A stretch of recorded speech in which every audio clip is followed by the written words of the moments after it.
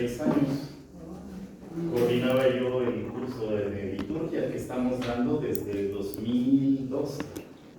Desde el 2012 ofrecemos este curso. Ya van 3 años que ya no coordino yo, pero sí, seguimos aquí colaborando. Y pues siempre en asuntos de la cuestión litúrgica. Ahora, dice ahí el horario. Vamos a ver.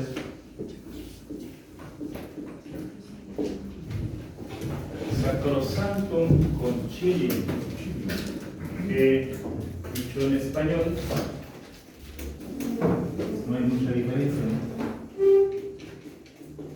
Sacrosanto Concilio, que dentro de los documentos que da el Concilio Vaticano II, esta es la Constitución.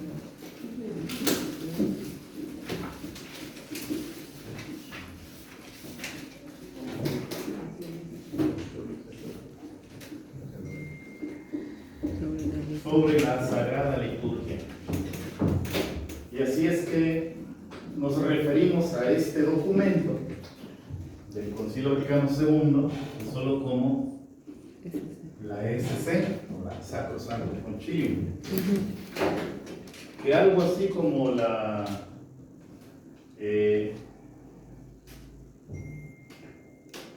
como los sentimientos de la nación.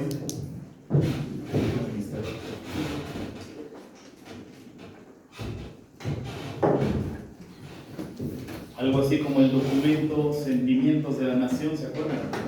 Es la primera expresión, ¿no?, de México libre. Bueno, Sacrosanctum Concilium es el documento, el primer documento que brota del Concilio Vaticano II.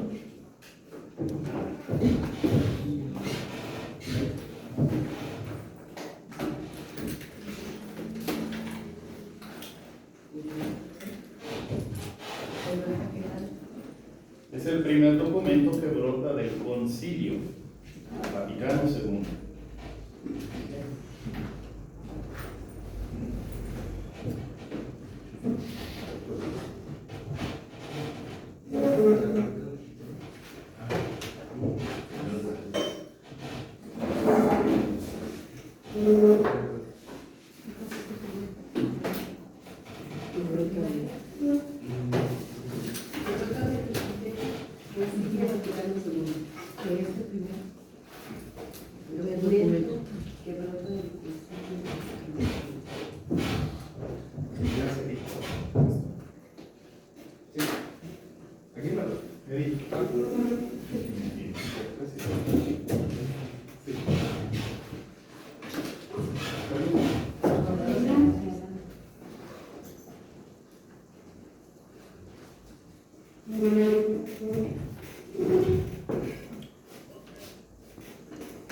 El concilio, que yo creo que algunas lo vivieron así como cuando eran niñas o niños. La reunión de la iglesia, digo, yo nací en el 74, ya tengo 50 años, el concilio fue mucho antes. 62, 63. Teníamos 4 años. Teníamos 2 años.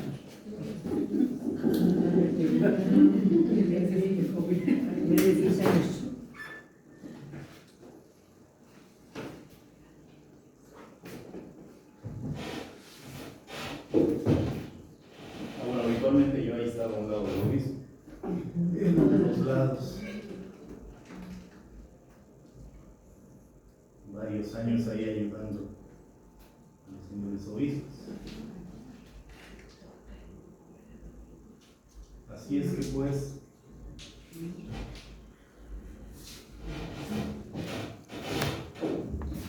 aquí no hay borrador, ¿verdad? Sí, ahí está pegado. Y el documento así se llama, porque en la iglesia los documentos se nombran según las primeras palabras de todo el documento. Y siendo que cuando se reunió el concilio no hubo una declaración de para qué ¿Para qué fue el concilio? Y este documento fue el primero que salió, pues allí salieron como la introducción de todo el concilio. Por eso se llama así. Este sacrosanto concilio, bueno, cuestiones circunstanciales. Ahora pues, el Concilio Vaticano II.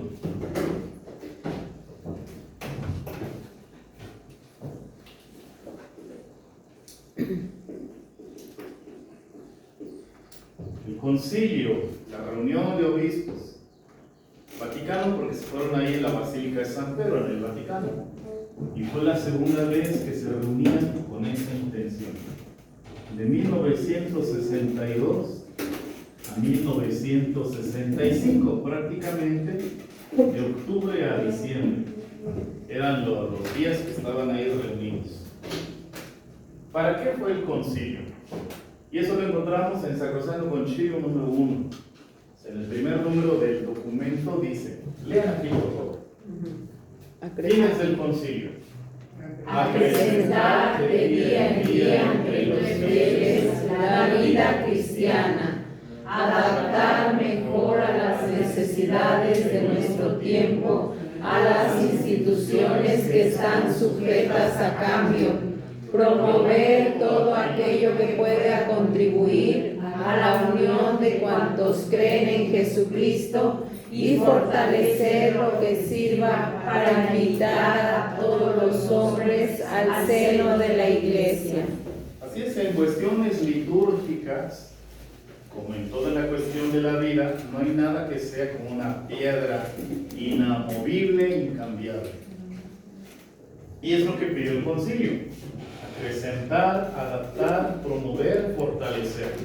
Pero la cuestión litúrgica no queda de lado en ese sentido, no queda algo exclusivo. De allí que en la liturgia vamos a encontrar cosas que son inmutables, que no cambian, que vienen del mismo Cristo. Hay cosas que van cambiando de acuerdo a las circunstancias del tiempo.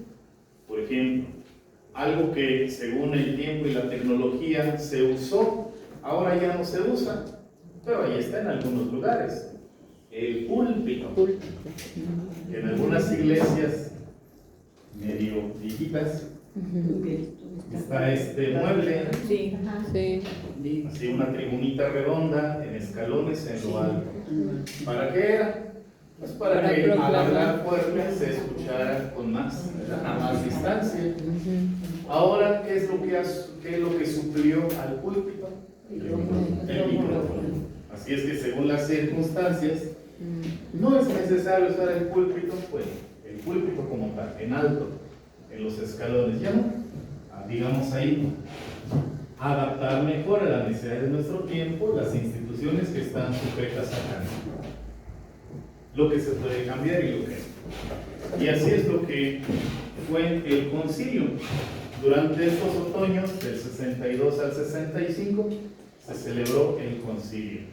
Nosotros como diócesis de Cuernavaca, ¿de qué parroquias vienen? ¿De qué parroquias vienen? San José de la Guapa. María Auxiliadora. ¿Auxiliadora Chiquitán? Cristo Rey de Empleado. Cristo Rey. Santa Cecilia. Tepexingo. Tepexingo. Perfecto. San José de la Guapa. La Guapa. Cristo Rey. Cristo Rey Empleado. Santa Cecilia. Tepexingo. San José de la Guapa. La Guapa. Cristo Rey también. Federal. Tepexingo. Tepexingo. San Andrés Apóstol Acatlipa. Lipa. San Juan Evangelista de Xochicotepec. Sochi. Inmaculada Concepción. 5. Yo no, de momento no participo en la liturgia, pero participé ¿De qué en parroquia? Guadalupe. Centro. María Inmaculada. 5.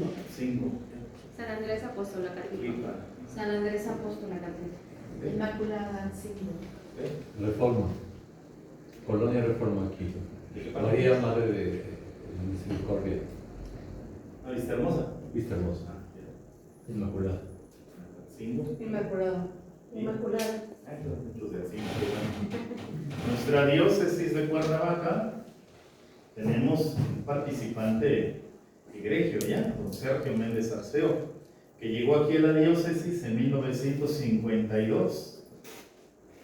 Don Sergio, vaya que hasta la fecha su nombre sigue causando cierta controversia. Hay que verlo en ese proceso que aquí en el seminario les insistimos a los muchachos, el proceso de la evangelización. Don Sergio lo vivió, digamos así, los años 50, don Sergio en Cuernavaca, fue mucho la intención de la evangelización, la Biblia, y de ahí, todavía con San Juan 23, antes del concilio, era la cuestión bíblica, lo que más era de interés para el obispo hacia la diócesis, evangelización y Biblia. Después, los años 60 y más, la participación de don Sergio en el concilio dio pie a que Cuernavaca, don Sergio, diera el otro paso en la cuestión litúrgica. Y lo primero que hace es renovar la catedral. Vean, el fundamento evangelizador bíblico, viene la cuestión litúrgica. Todo el concilio y todos los cantos que hubo en los años 60. De allí, de lo bíblico, litúrgico, brota lo social. Y don Sergio, ahí es donde también da ese fruto en la cuestión de la pastoral social. Pero no podemos entender el lado social de don Sergio, que mucha gente ahí fue donde vio en don Sergio algo distinto en la iglesia y se decantaron con él, olvidando muchos de ellos el fundamento, que es bíblico-litúrgico. Ese es el fundamento para lo social. O sea, mucha gente que agarró a don Sergio solo con el aspecto social, se le olvidó lo bíblico y lo litúrgico, pero don Sergio nunca lo descuidó.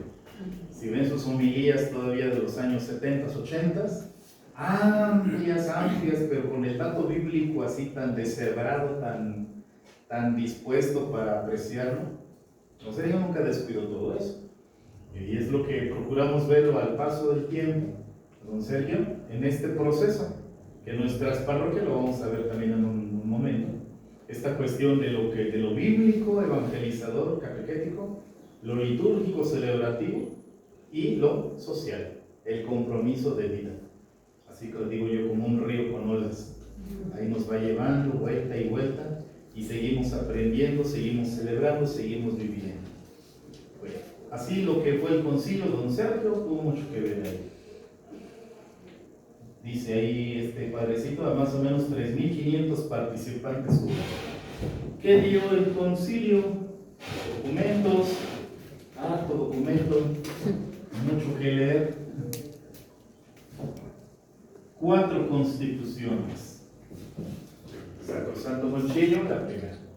9 decretos, 3 declaraciones. Ahí pues, y ponernos de acuerdo con el equipo de liturgia, qué trabajo cuesta, para ponerse de acuerdo todos los obispos presentes para firmar documentos así, todo lo que costó. Vamos aquí los cuentos. 4 constituciones. Lumen Gentium, Dei Verbum, Sacrosantum Concilium, Gaudium et Spes. ¿De qué hablan? Lumen Gentium, del ser de la iglesia, luz de las gentes, del ser de la iglesia. Dei Verbum, palabra de Dios, la cuestión bíblica, la revelación en la Biblia. Sacrosantum Concilium, decíamos, habla de liturgia. Y vaya que este curso se trata de adentrarnos en Sacrosantum Concilium, igual desmenuzar este documento en todo este curso. Como ven, no ha pasado de moda. Y Gaudium et Spes, igual, de la iglesia, pero en su hacer. De esto hablan las constituciones. Lumen Gentium, el ser de la iglesia. Dei Verbum, la palabra de Dios, la revelación. Sacrosantum Concilium, liturgia. Gaudium et Spes, el hacer de la iglesia. Que esto no ha pasado de moda, no está derogado. Que a veces las críticas al Papa Francisco, que está cambiando muchas cosas, pues está acentuando mucho esto. Lo está acentuando. Y vaya que tenemos al primer Papa que no participó en el concilio. Porque los que tuvimos de Juan 23, Pablo VI, Juan Pablo I, Juan Pablo II, Benedicto XVI, los 5 participaron en el concilio, de una o de otra manera. El Papa Ratzinger, el Papa Benedicto, participó como perito, no era obispo, pero participó en el concilio. El Papa Francisco es el primero de la era post-conciliar.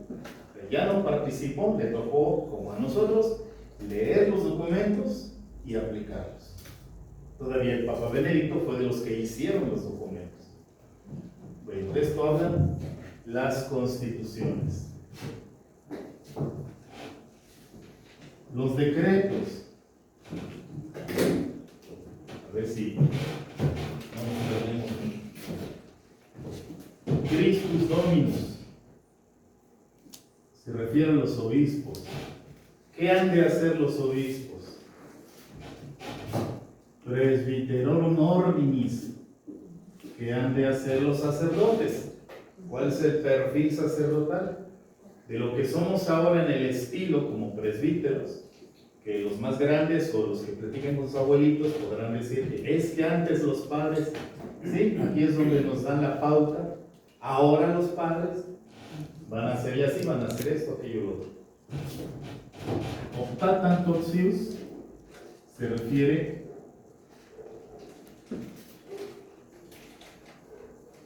a la formación sacerdotal.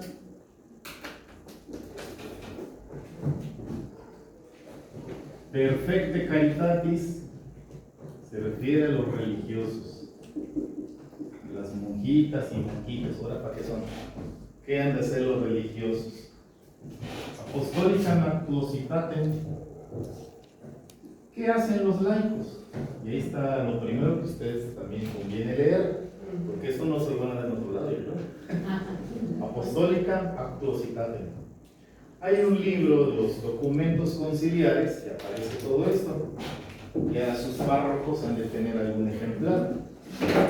Bueno, hay distintas presentaciones. Yo tengo este, porque aquí como está en latín y español, a veces hay que acudir al texto en latín que dice y qué quiere decir. Así los documentos conciliares. Esto todo el mucho. Es otra presentación. Todo en español. Si ve el índice, así ya no lo copian. Bien. Apostólica Noctositatem. Orientalium Ecclesiarum. Las iglesias orientales. A veces confundimos la iglesia católica con la iglesia occidental, porque hay iglesias orientales que son católicas. Aquí en la Ciudad de México tenemos varias expresiones, no están muy extendidas, pero si han ido ahí donde está la Suprema Corte de Justicia en el centro, a un ladito, ahí está una parroquia que es de la iglesia oriental de los greco-melquitas. Sí, están por Polanco, los maronitas. Son iglesias orientales. No sé si se acuerdan que hace 2 años el Papa Francisco fue de visita apostólica a Irak. En Irak es iglesia católica, pero de rito oriental. No es el rito romano, es el rito caldeo, los más antiguos. Y fue el Papa en domingo de Cuaresma. Y el Papa celebró la misa en el rito caldeo, no el romano, el caldeo, con ornamentos blancos. Y llega un momento en que empiezan a cantar aleluya. Y por ahí un comentario de una viejita piadosa. ¿Qué no se canta aleluya en Cuaresma? ¿Por qué lo están cantando? Pues es otro rito. Nuestro rito romano guarda el aleluya en la Cuaresma. Nuestro rector, el padre Israel, estudioso en Roma de la liturgia, le comenté ese detallito. ¿Tú no conoces el rito caldeo? Se canta aleluya todo el año. Pues no sé, no lo conozco. Varían distintas expresiones, el orden y demás cuestiones. Así es que se refiere a las iglesias orientales. Ad gente. Esta se refiere a la misión. Las congregaciones misioneras, como los congonianos, para ellos este es, después de la Biblia, agentes, es el documento. Y para todo, cuando hablan, predican o dan charlas, digo agentes. a las gentes. No me lo dice, ¿ah? Unitatis redintegratio ya se refiere para la unidad de la iglesia, la unidad de los cristianos.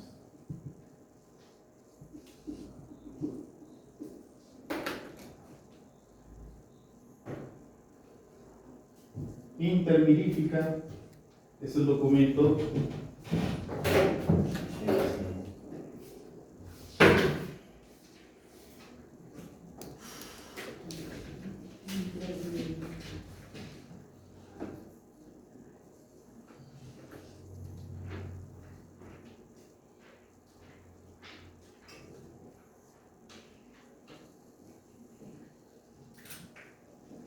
sobre los medios de comunicación social.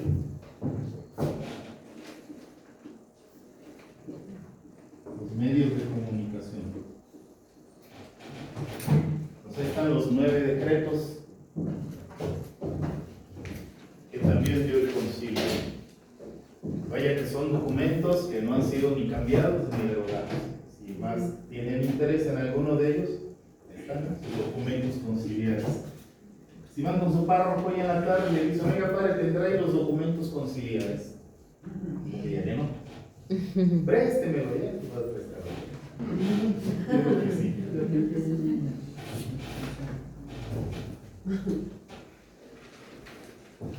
Tres declaraciones. Ahí están sus nombres prácticamente. ¿A qué se refieren? De la dignidad humana. Ahora en estos tiempos que pareciera que la dignidad humana depende de lo que haces, no de lo que eres, pues ahí nos puede dar una gran luz. Además de que habla de la libertad religiosa. Básicamente la línea que sigue sobre la libertad religiosa.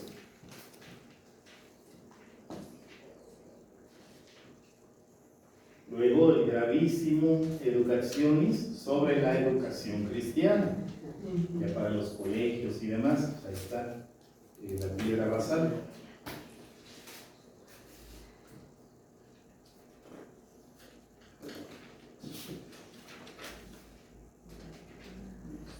Y el último, Nostra Aetate, se refiere a la relación de la iglesia con las religiones no cristianas, con las demás religiones. Como ven, el concilio trató de abarcar todos los aspectos que implican, donde la iglesia tiene implicación. ¿Está claro el asunto? Sí.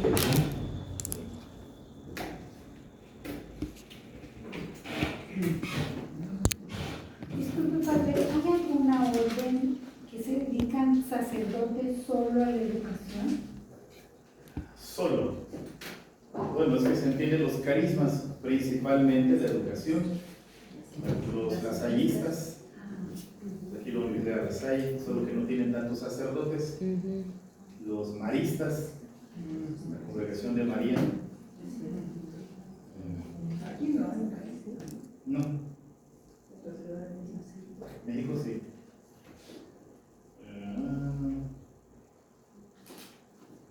Los de San Juan Bosco, ¿cómo son ellos? Salesianos. Salesianos era también su carisma. Y un tiempo los jesuitas tuvieron mucha dedicación a la cuestión educativa, pero fue en los 70s que no, ese no es el carisma. También se tengan muchas universidades, pero no se dediquen solo a eso. Y ya puede ampliar un poquito más su labor de trabajo. Los jesuitas. Bueno, decíamos que el documento sobre la liturgia fue el primer documento que dio el concilio. ¿Por qué? Porque al final de cuentas la inquietud en torno a la liturgia ya venía en diversos aspectos. No era pues un grupo así como digamos como un partido político o como una cierta ideología marcada que dé credencial, ¿no? Al paso de los años, esas inquietudes se agrupan en esta expresión, el movimiento litúrgico. Y podemos ver el movimiento litúrgico en cuanto a intenciones de explicar la liturgia para vivirla mejor. ¿Y cuándo empezó eso? A mediados del siglo XIX, a mediados de los 1800, en los años 1800. Sobre todo porque la investigación bíblica ya estaba dando frutos de entender desde estudiar los textos originales o buscar y estudiar los textos originales de la Biblia, empezaba ya a dar otra luz. Por ejemplo, reconocer desde estos años que la carta del apóstol San Pablo a los hebreos no era de San Pablo. ¿Cómo? Pues si después de estudiar detenidamente el texto, solo porque al final le pusieron la firma de San Pablo, pero no es de San Pablo. Pero viendo cómo se desarrolla toda la carta a los hebreos y compararla con las otras, se distingue, esta no es de San Pablo. Así como los maestros en la escuela, ¿no? Esto no lo hiciste tú. Aquí también con algunos seminaristas, oye, esto no lo hiciste tú, no trae faltas de ortografía. Como me atreví a decirle a uno en una tesis, se nota que tú la hiciste por las 97 faltas de ortografía que tiene todo el texto. 97. Bueno, pues algo así la cuestión. Esta carta a los hebreos no es de San Pablo, primera cosa. Y en los estudios se ve que, según la estructura que tiene la carta a los hebreos, no es una carta, es un discurso. Pero resulta que no está dirigida a los hebreos, sino a los cristianos que han surgido de la comunidad hebrea. Pues probablemente no a los hebreos, sino a los cristianos de origen hebreo. Entonces resulta que la carta del apóstol San Pablo a los hebreos no es carta, no es de San Pablo, no es de los hebreos. Pero eso dio el estudio bíblico en estos años. Y lo que más marcaban pauta eran los protestantes. Los católicos también tuvieron que estudiar más. Entonces, en la cuestión litúrgica, así como se reconoce en el estudio bíblico de dónde viene esto, igual en la cuestión litúrgica. ¿Por qué celebramos así? ¿Por qué se usa esto? ¿Por qué se dice aquello? Y el primero de los que empezaron a ver con esta inquietud fue este santo varón, Próspero Guéranger. No dijo voy a fundar el movimiento litúrgico, no. Él empezó a investigar más la cuestión del rito romano. Les decía ahorita del rito caldeo, el Papa celebra en otros ritos. Y todo Próspero Guéranger empezó a estudiar, según lo poco que había en esos entonces, el rito romano. ¿Por qué celebramos así? A veces con los monaguillos, por ejemplo, pues uno les dice, te paras aquí, te mueves así, caminas para allá. Los monaguillos, como siempre, bien obedientes. Pero pocos son los que se cuestionan. ¿Y por qué aquí? ¿Y por qué se mueve así? ¿Y por qué la vela así? Bueno, hagan de cuenta. Próspero Guéranger fue en esa inquietud. Y entonces, él en general decía que tenemos que renovar, ir a la liturgia romana, auténticamente romana, ir a las fuentes, las fuentes que van dándole forma a la liturgia que se celebra en Roma. Sobre todo que don Próspero quería que se clarificaran tres cuestiones, tres aspectos que en su momento no se comprendían bien o no se vivían bien dentro de la misma vida cristiana, que era la liturgia, la iglesia y la Biblia. La liturgia todavía entendido para muchos como lo que se tiene que hacer en la misa, las normas de la liturgia. Y ahí tenemos que, por ejemplo, algo que ha crecido mucho gracias al internet y tanta gente que no estudia más allá de la norma, en el Padre Nuestro con las manos juntas. Y en una reunión de sacerdotes había un padrecito que estaba insistente, las manos juntas en el Padre Nuestro. Vean a la Virgencita, a Guadalupe, cómo tiene sus manitas, y así nosotros también. Ya sabía yo que estaba diciendo eso. En la reunión me atreví a decir, digo, si vamos a la catedral, Cuernavaca, y para rezar el Padre Nuestro, que diga el Padre que diga, como dicen algunos, vean a la Virgencita, y bueno, bueno, catedral, ¿cómo está la Virgen? Padre Nuestro que está. O sea, no es cosa así tan tajante, ¿no? Por eso hasta la fecha algunos medio malentienden la cuestión litúrgica, la cuestión de iglesia, de que ¿qué es la iglesia? Ay, Papa, dijo la iglesia porque dijo el obispo. ¿Y los bautizados dónde quedamos? ¿Cuál sería lo correcto entonces para lo del Padre Nuestro? No hay norma. No hay una norma. ¿Por qué? Ni se obliga ni se prohíbe. No, Porque hay unos que luego dicen, Sí. agárrense de la mano. Ah, eso no. eso no. Tienen que poner los brazos así, ¿Quién? así un señor ahí en catedral. Pues un señor, pero el señor obispo dijo, a los que junten las manos para rezar Padre Nuestro, no los obliguen. A los que extiendan las manos, no se los prohíban. Digo, entonces, explíquenles que es un gesto de oración. Si para orar extiendes las manos, pues así reza el Padre Nuestro. Si para orar las juntas, así rézalo. La cosa es que entiendas que es el gesto que expresa lo que llevas dentro. Esa es la palabra de nuestro señor obispo don Ramón. ¿Y por qué dijo que agarrándose de las manos no? Porque no es momento de encontrar al hermano, eso es después, en la paz. En la paz. En la paz nos encontramos con el hermano. El Pero Padre Nuestro, la comunicación con la ley. también se nos decía que, por ejemplo, juntar las manos era acto de oración y el abrirlas, el Padre intercede por todos nosotros, ¿no? Sí, pero en algunos momentos, no siempre. Siempre. Porque igual cuando uno ve a un amigo, uno extiende las manos, ¿no? Y no es cosa de interceder por él. Es de, ven, te voy a abrazar, me da gusto verte. Tiene otros sentidos, ¿no? Por eso digo, no hay que ser tan tajantes en algunas cuestiones. Como si en cosas tajantes no somos. Así es que esto es lo que don Próspero Lleranger empieza a ver en esa inquietud. Por lo mismo, muchos también empiezan en esta idea, empezar a cuestionar, empezar a investigar. De ahí que para el movimiento litúrgico, que propiamente hasta el Concilio Vaticano II, trabaja esos puntos y al mismo tiempo dio frutos. Y ahí están esos frutos. Reconocer el origen de la liturgia. Reconocer la pastoral litúrgica, la ciencia litúrgica. Sobre todo que ya nosotros lo hemos vivido, pero los escritos de San Pío X y de Pío XII. Acuérdense con las guerras mundiales.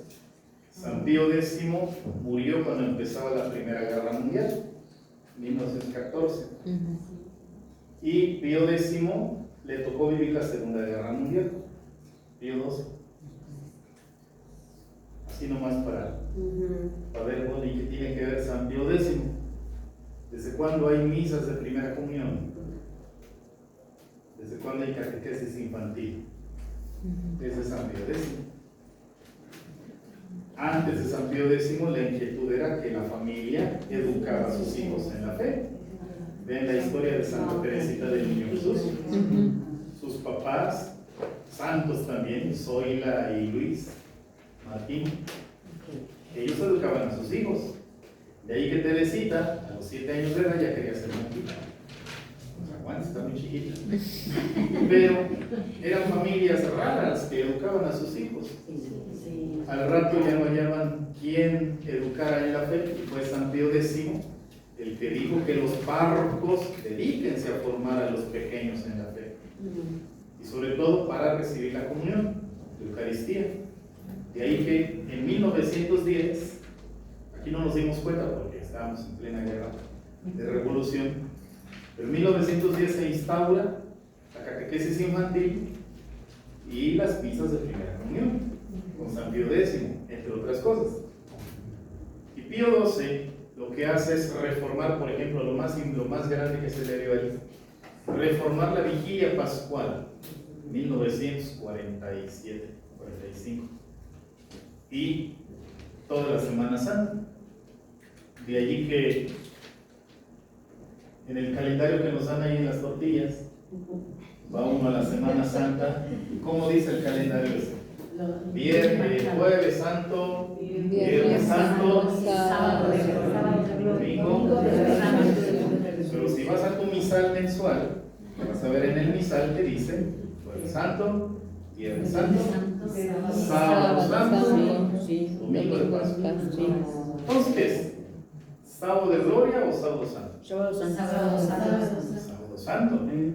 Con San Pío X vino ese cambio que desapareció el Sábado de Gloria. Ya no existe el Sábado de Gloria desde la Segunda Guerra Mundial. Pero nosotros le seguimos llamando Sábado de Gloria porque buscas el calendario de las tortillas y ahí dice Sábado de Gloria. Buscas tu misal dice Sábado Santo. ¿No se han dado cuenta de esa diferencia? No, porque no. Entonces la Segunda Guerra Mundial es desde... Porque el jueves dice jueves de la Semana Santa y ya después en la tarde dice Jueves Santo.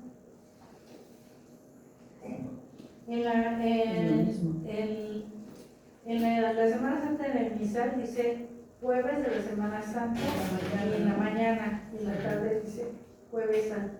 Porque es el último día de la Cuaresma. La Cuaresma termina cuando empieza la misa vespertina. Todavía al mediodía el Jueves Santo es Cuaresma. Ya que empieza la celebración del lavatorio, ahí empieza Jueves Santo. obviamente el triduo. Vamos en orden. ¿Qué implicaba el retorno a la liturgia? Como la misa era en latín, dentro de la celebración, dentro de la misa, en los momentos de silencio, pues se hacían algunas devociones. Se rezaba el rosario, cosa que yo creo que ya no les tocó a ninguno de ustedes, más grandes que yo, ya no les tocó, pero aún así nuestros abuelitos todavía los veíamos llevar su rosario a misa y rezar el rosario mientras el padre decía en silencio, reconozcamos nuestros pecados, pidamos perdón, y la abuelita hacía su rosario. Sí. Esa era la antigua tradición. Sí.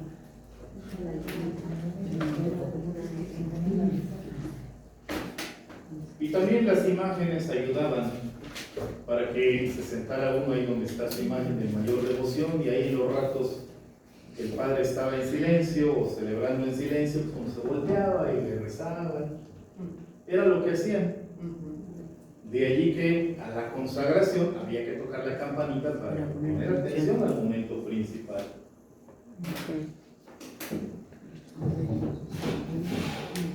Que era algo que no se entendía mucho. Decíamos, la Biblia no se entendía mucho. La palabra de Dios, el misterio pascual, era algo prácticamente desconocido. La vida litúrgica o la vida celebrativa iba por un lado y la vida espiritual iba por otro. De allí que todavía rezamos a veces fuera de la liturgia. Y algunos tenemos todavía esta cuestión de que lo litúrgico es entretenido o que busca entretener. A veces funciona.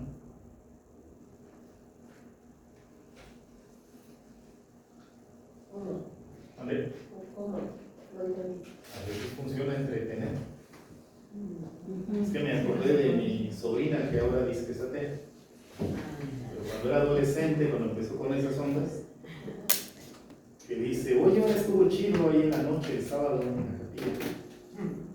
¿Por qué? Pues porque mientras leían las lecturas nos pasaban ahí cinito, o sea, imágenes para entender mejor la lectura. Estuvo chido.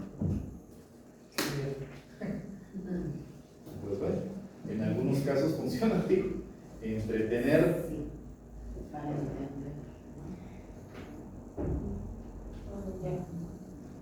La vida litúrgica litúrgica y la vida espiritual eran dos rieles de un tren. Pues sí, nunca se juntan, pero nos llevan por el mismo camino. Pero claro que estudiar la liturgia era estudiar cómo se hacen las cosas, cómo se hacen. Y la mayoría de nuestros monaguillos, sobre todo los adolescentes mayores, 17 años, más se esmeran en ver cómo le hacen. En la Basílica de Guadalupe le hacen así, porque vi la misa con el Papa y le hacen así. O sea, la cuestión litúrgica no se queda en la ejecución de ritos. No nada más eso, claro, es lo visible, pero no es lo importante, porque lo primordial es el significado. ¿Qué significa esto? ¿Por qué aquello? ¿Por qué lo otro? Claro que no es de decir que está mal rezar el rosario, no, sino que se sitúen, ya que en la liturgia lo central, lo original, es la actualización de la salvación. Actualizar la salvación. Aquí nos toca hasta la 1, ¿no? Sí.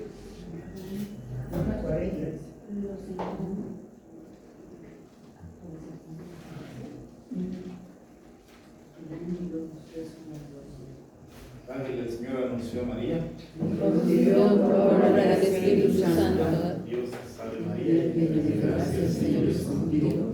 Bendita eres entre todas las mujeres y bendito es el fruto de tu vientre, Jesús.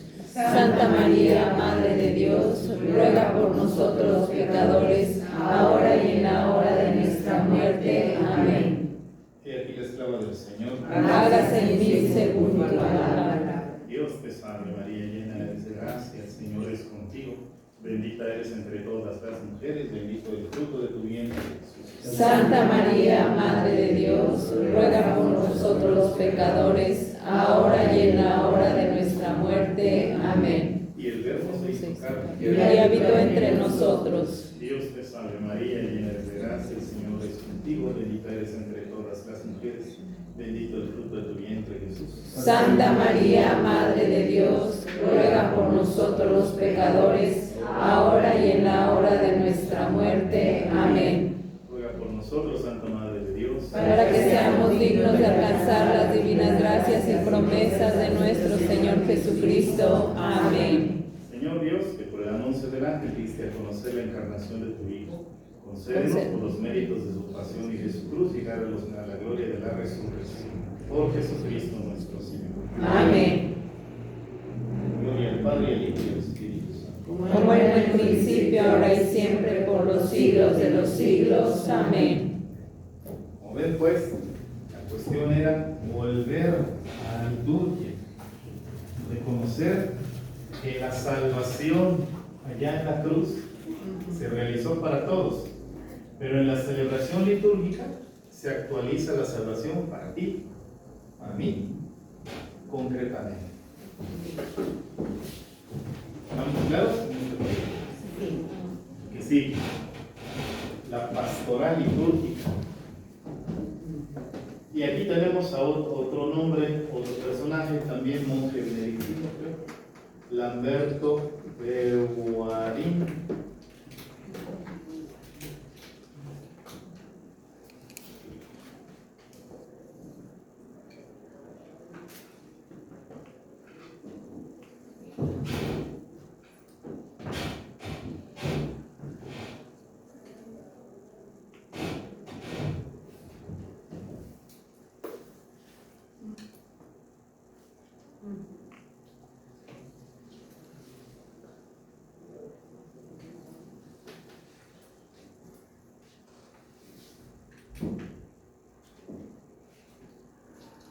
Vean que la preocupación de estos santos varones era de que la cuestión litúrgica era como un paréntesis en la vida cristiana, era como una alberca donde se metió uno a refrescarse y ya. No tenía repercusión en la vida. Entonces, ¿qué es lo que buscan? Beguarín, primero pues. Y era algo en lo que muchos querían hacer. difundir la traducción del misal, para que las oraciones de los fieles fuesen las oraciones litúrgicas, que son más objetivas. Por ejemplo, me imagino que se saben la oración colecta del cuarto domingo de Adviento. ¿Sí se ubican? Adviento, cuarto domingo. ¿Qué dice la oración colecta? Sople, me salve, sople. Acabamos de decir. Señor Dios, Señor, por el anuncio del ángel, es la anunciación anunciación. de tu Hijo. Esa es la oración del cuarto domingo de Adviento. Como dice este santo varón, que las oraciones de los fieles, lo que uno reza ordinariamente, sean oraciones litúrgicas, que son más objetivas. En la oración del Ángelus, y eso es lo que uno, así les dice uno a los seminaristas recién llegados, busquen la oración del cuarto domingo de Adviento, los que no se saben el Ángelus, ahí está. Ay, de veras es esta. Sí, es esta. Gran descubrimiento que hacemos. Traducir el misal, estamos hablando de finales del siglo XIX, principios del XX. Traducir el misal. Luego, recuperar el rezo de las vísperas en latín.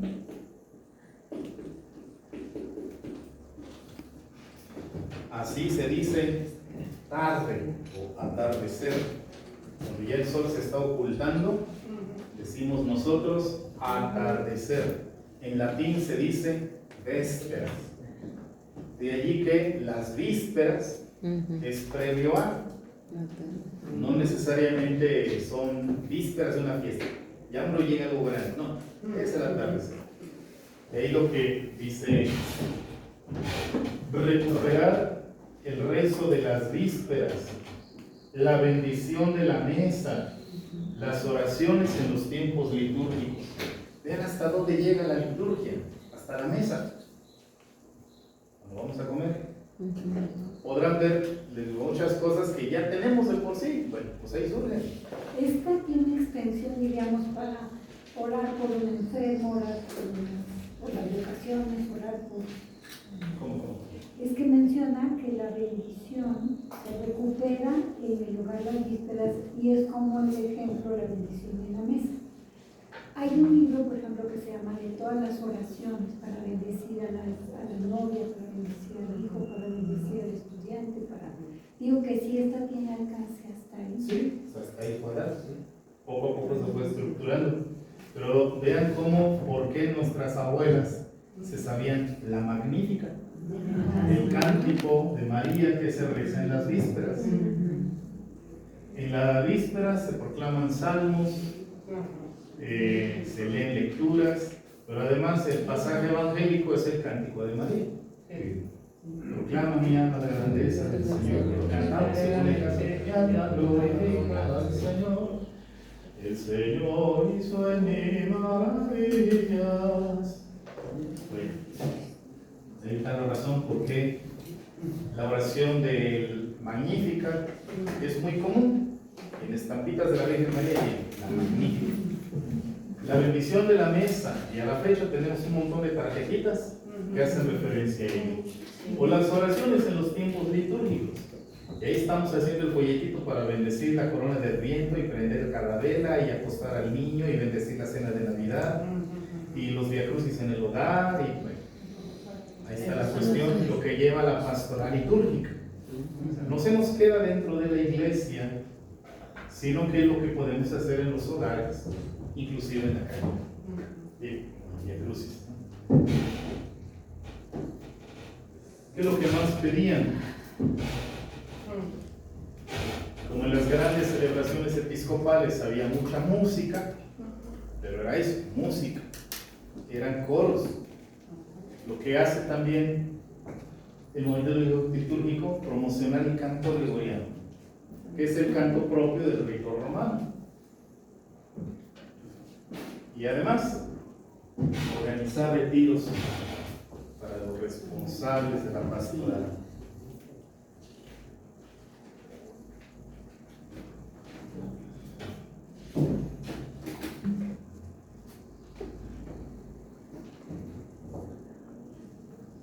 Casi voy a tratar más con el coro de niños.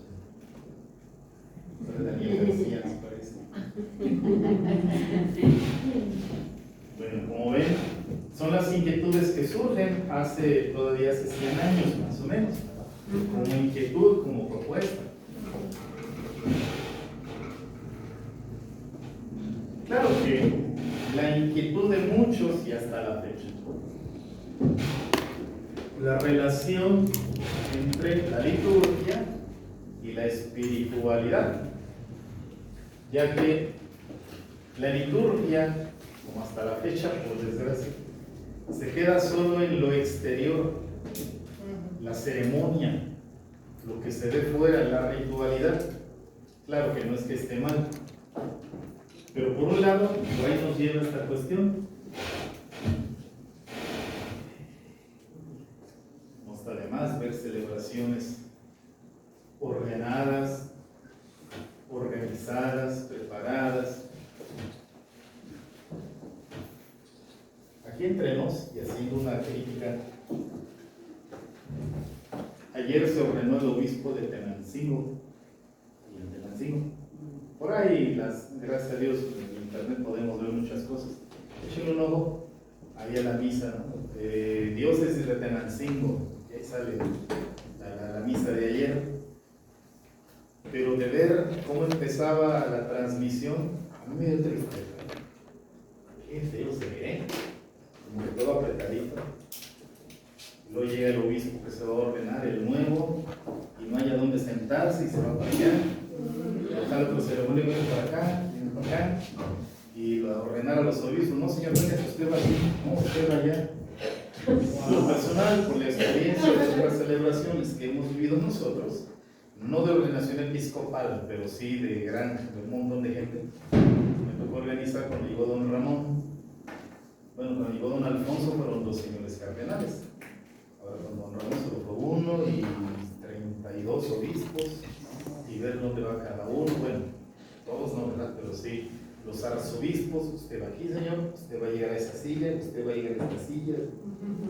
Pero de ver ayer en la misa así, de que y luego el obispo que se ordena preguntando, y pero y allá, y los camarógrafos, Dios bendito, como que son los que firman misas de 15 años, porque en la quinceañera iba y viene y se sentó.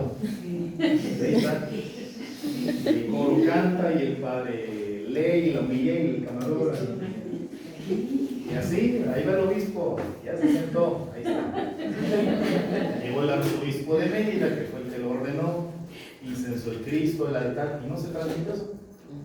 Ahí llegó el obispo, y ahí se ve que pasa incensando el altar. Hay veces que en la misa de Nuestra Señora de Guadalupe, ahí en la Ciudad de México, enfocan más al coro que está cantando que lo que está pasando en el altar. Bueno, será porque a veces hay errores que mejor no ven. Cuando celebró el Papa Juan Pablo II en el 99 en la Basílica, yo estaba en el coro, gracias a Dios. Y luego que ya llevan la silla, como que se pasaron a sentar enfrente al Papa. Pero uno llevaba la sillota, que se tropieza, se oyó el trancazo, no se rompió. El cuate, quién sabe, pues la silla. Pero sí soy yo fue el trancazo, pero cuando veo después la película, el video, no se escuchó. No, me dijeron, no,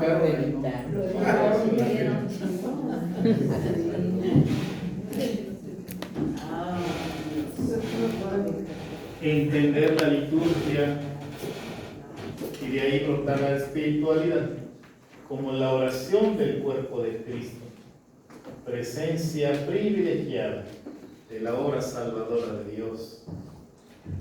¿Y cómo puedes dar ese vínculo? De la liturgia como rostro exterior, como ceremonia, a entenderla como oración, ya que si el Señor dice, donde 2 o más se reúnan en mi nombre, ahí estoy yo en medio de ellos. ¿Y cómo nos reunimos para la celebración litúrgica? y apreciar esa presencia de Cristo y no distraernos, por eso es muy importante, no distraernos porque el roquete del monaguillo está bien arrugado, no distraernos porque el incensario huele bien feo. Una ocasión, siendo seminarista, están los monaguillos batallando de que no le echen mucho el padre porque ya no hay. Y ya me la salí, no, ya no hay incienso, ya es todo.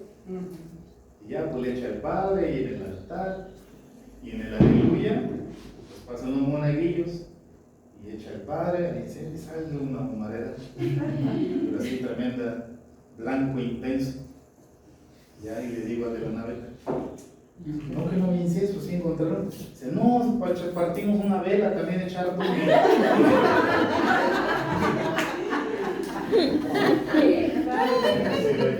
Entender, ¿no?, de lo que se ve, a entender la presencia de Cristo. Por eso el santo crisma huele de tal modo que sea el olor de Cristo. Por eso el incienso debe de ser un aroma que recuerde el olor de Cristo. ¿Qué se dice de los santos que cuando mueren? Un olor a rosas. Con mayor razón, cuando está el mero Señor de la vida. De ahí lo importante, pues, de que los elementos que vemos en la liturgia no nos distraigan, sino que nos lleven a saborear esa presencia. Ya ven las hostias que hacen las monjitas benedictinas, cafés gruesas, bien sabrosas. Y de repente para la Semana Santa voy a México a buscar vino para consagrar, que no es del común, que siempre usamos del